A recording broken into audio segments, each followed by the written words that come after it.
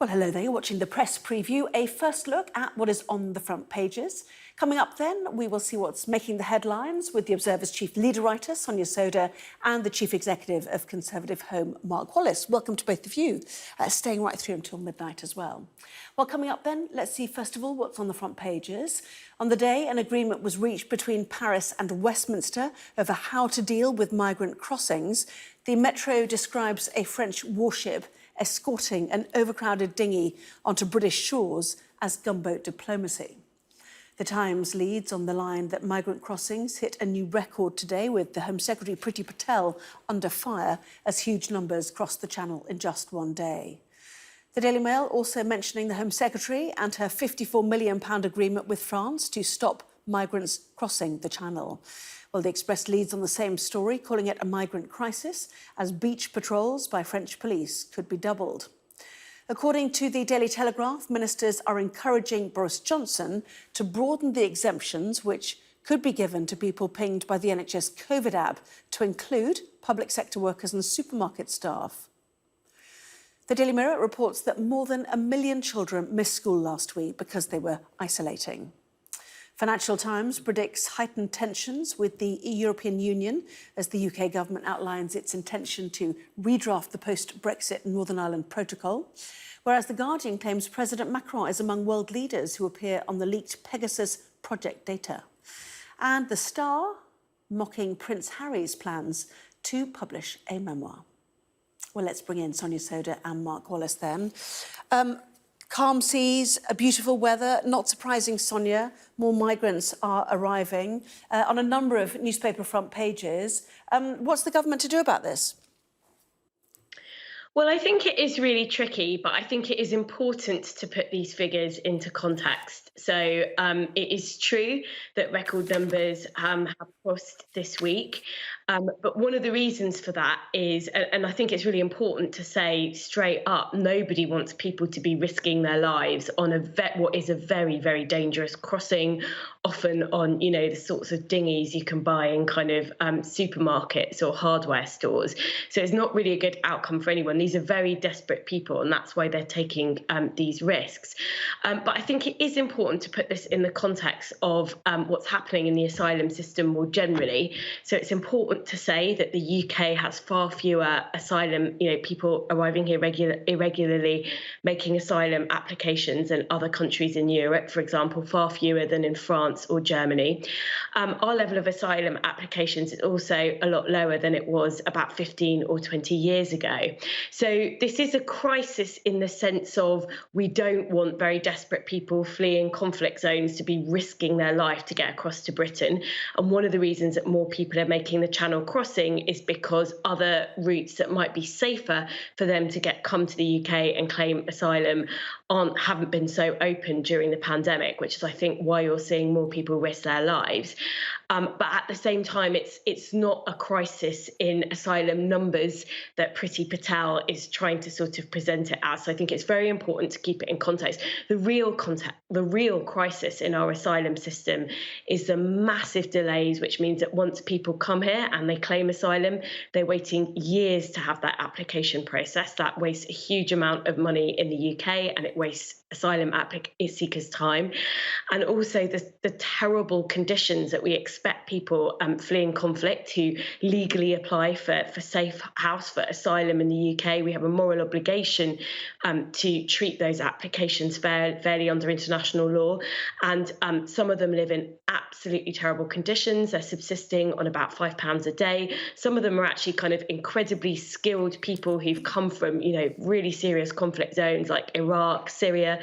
They're not allowed to work for years on end while they're waiting for their applications to be processed. So I think that's the real crisis in the system and where we should be focusing. Obviously, we don't want people to be risking their lives crossing the Channel, but I think the way to sort that out is to open up safer and more regular routes for people who want to come and claim asylum in the UK. Yes, you've listed a whole range of broad issues concerning asylum-seeking migration. But back to today, the Metro, amongst a number of newspapers that talk about this French warship that almost literally escorted people onto the UK beaches. If we then go to the Telegraph, this idea of paying France to deal with it, Patel hands France an extra £53 million to patrol the beaches as 700 migrants arrive, is the Telegraph's take on this story as well. Is it right to pay France to tackle this? Should there be more agreement between these two neighbours? Mark? Well, yes, I think that is the right approach. And in fairness, it's been the approach through a variety of different agreements and treaties for many years between the two countries. It makes sense to try and patrol where these boats are embarking from.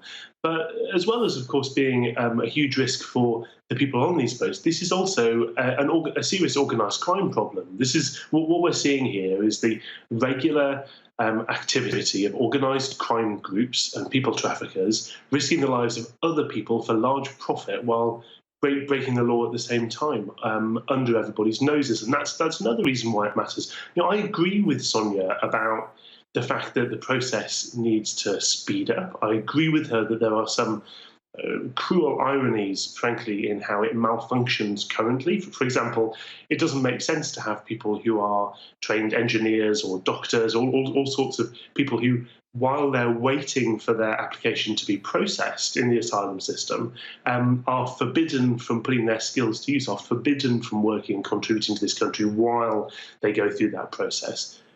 But none of that is a reason why this should not be stopped. It is a very serious issue. I don't agree that Priti Patel somehow kind of overhyping it. I think it does matter. And of course, a major reason why this country has fewer asylum applications than various other countries in Europe and other regions of the world is we are an island at the western end of the landmass of Europe. And a lot of people seeing those photographs and watching that footage that your colleagues have shown on Sky today will be watching that thinking, this is patently absurd. You have a natural border around most of this country and it ought to be policeable.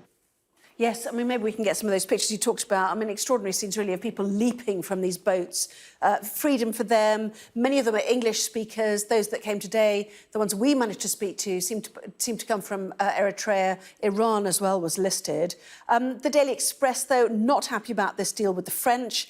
Migrant crisis. Patel pays French £54 million to do their job. Similar for the Daily Mail as well. Some outrage there. Now Priti channels £54 million to France as a French warship escorts migrants into UK waters. But as you said, this is just one part of a massive issue, is it not, Sonia? The immigration bill, what will it do? Priti Patel in front of the Home Affairs Select Committee tomorrow, what will she say? What are you expecting to hear from the government on this?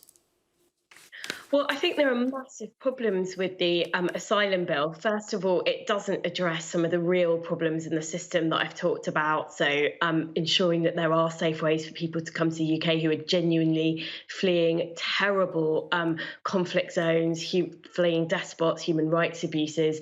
So it doesn't speed up the system. It doesn't fix any of that stuff. But what it does do is it does two things that I think are more about dog whistling to the public and exaggerating the problem than actually coming up with genuine solutions. So it's going to try and make it a crime to come to the UK to seek asylum, to arrive irregularly, which actually I think there are massive questions about whether that's even legal under international law. And secondly, it sort of includes legal provisions for people who come here to seek asylum to be deported to a third country and to have their applications processed, to wait while their applications are being processed in a third country. Again, that is just kind of needless sort of dog whistling and signalling to the public from the government, because there aren't any third countries that we've got these agreements with. There are very unlikely to be third countries who will sort of enter into these agreements with us. And the concern is actually that the sorts of countries that might are countries where human rights abuses are rife. And you only need to look at what's happened with Australia and the territory of Australian Nauru, where asylum seekers were housed terrible human rights abuses. So this bill does not address, it doesn't properly address the source of the organised crime, as Mark said. It doesn't address problems in the asylum system. It's acting as a dog whistle to the British public, the government trying to say we're cracking down here in ways that actually, I think, go against both Britain's moral obligation to genuine asylum seekers and against international law, potentially. Yeah, sorry to cut you off. Mark, I'm going to move on. I know you've already said that bill is there to tackle the serious organised crime problem part of this. So if you don't mind, I'm going to move on to COVID, of which there is still plenty in the papers, including the Daily Telegraph. The Prime Minister urged to expand COVID app exemptions. We heard today that there won't be some grand list you'll have to apply. You know, the pingdemic, as it's now known, you know, what's going to happen to the UK with the pingdemic? Well, I think a big part of this question is, do people want the app and the pinging, as it were, to do what it was originally meant to do, or is there a kind of unspoken upper threshold? And part of the difficulty we've seen with some confusion of the line between different ministers and Downing Street today about exactly what being pinged via the app actually means stems from that. The fact is that if you see ministers who are charged with responsibility for business, people who are trying to get businesses open, keep them afloat, help get the economy going, they're out giving advice at one moment, talking about how businesses can deal with this as an advisory question through the app. The next moment, the line comes out from Downing Street that actually, no, you must isolate if you get that notification. Part of this difficulty is you can't have both of those things being true at once. Otherwise, you know, both ends are pulling against the middle, and nobody knows what on earth they're doing. You end up with the worst of both worlds. Yeah, I mean, I suppose people know they are supposed to, because the rules change in August, don't they? So it's as you were. But Paul Scully, as you said, the small business minister, saying it's up to individuals and employers whether to self-isolate after being alerted by the app, to which Downing Street said no, no, no. And you look at the Daily Mirror, I guess, thank goodness, everyone's heading into summer holidays in terms of education. 1 million kids off school last week, Sonia. Yeah, well, I think, you know, as you were just saying, Anna, the public health messaging has been so confusing. It's so important that it's clear and there are clear instructions on what to do. And there have been real problems with that in the last 24 hours. And then this story on the front of the Mirror is 1 million kids were off school last week. I actually know several friends with kids at primary school, and a few of them were having to self-isolate, missed the last week before summer, which is really heartbreaking, especially for children who are in year 6. You know, they're saying goodbye to friends and teachers, and it's just a real problem, because with infection rates this high, it is inevitable that you know, that kids are going to be asked to self-isolate. So I think when we take a step back, the big question about this, about the pingdemic, about kids being off school, and really, you know, this is a big question going into the autumn, is, are we, even though we're all more vaccinated, are we doing the right thing by letting the virus spread so fast? Because I personally think we need to be prioritising having kids in school. And if we all need to do a little bit less to keep infection rates lower, so fewer children miss school in the last 6 weeks, that to me is a very, very important thing to do. Yeah, I mean, you're sort of arguing the pingdemic distracts from the broader question, which is allowing opening during rising cases. So that is a question that the government has to accept at some point is a gamble. We will see what happens. Plenty more still to come, though, in our programme, including Brexit. Not featured too much on the programme lately, but a new diplomatic row is brewing. More on that in just a moment.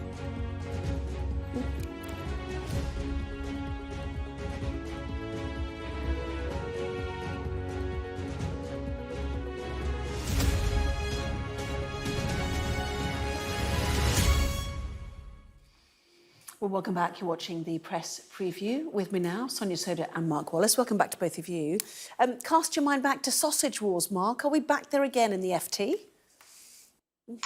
Well, I think that this is some attempt to try and find some kind of sausage truce, at least, with the idea that the government exploring different ways to try to free up, effectively, the travel of, you know, if you're talking about sausages, bangers from Birmingham to Belfast, despite the disruption, or rather looking for a way because of the disruption we've seen due to the protocol.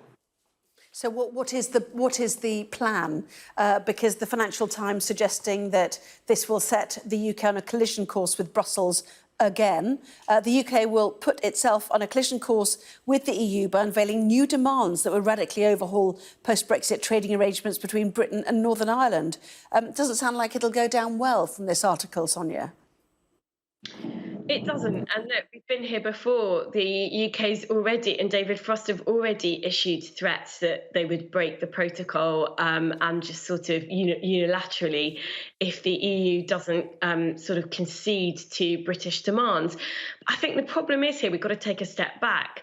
The UK signed this agreement. We signed this protocol because of the type of Brexit that we wanted, and it was a compromise that we reached with the EU. Big compromises were made on both sides. The EU made some very significant compromises, including giving the powers to the UK to police its external border. The UK made compromises from its starting point.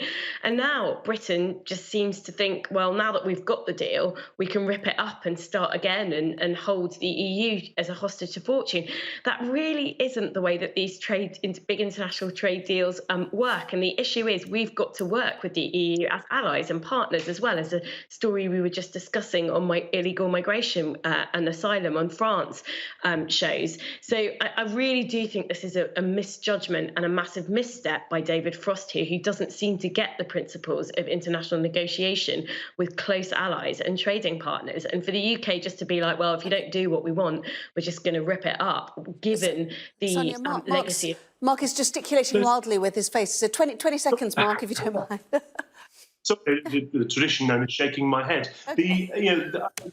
Two key questions. Firstly, we signed this agreement, as did the EU, and does it or does it not say within it that it can be disapplied if it causes excessive disruption, which I think it's David Frost right to argue that it is to parts of the economy of Northern Ireland. Secondly, what exact compromise did the EU make equivalent to the United Kingdom when we're now told not sacrificing the right to fully and freely trade with part of its own country? OK. I think we're going to have to finish. Go on very quickly then. Go on then. Very fast. Well, I was going to say it's a big compromise for the EU to allow a non-member state to police its external border. Its external border or our joint border. That's our border, isn't it? The Northern Irish border with Ireland is half of our border. So the customs tax in the Irish Sea, it was allowing the UK, part of the protocol is that the UK polices those. The UK is not a member state of the EU anymore. That is a big compromise from the EU.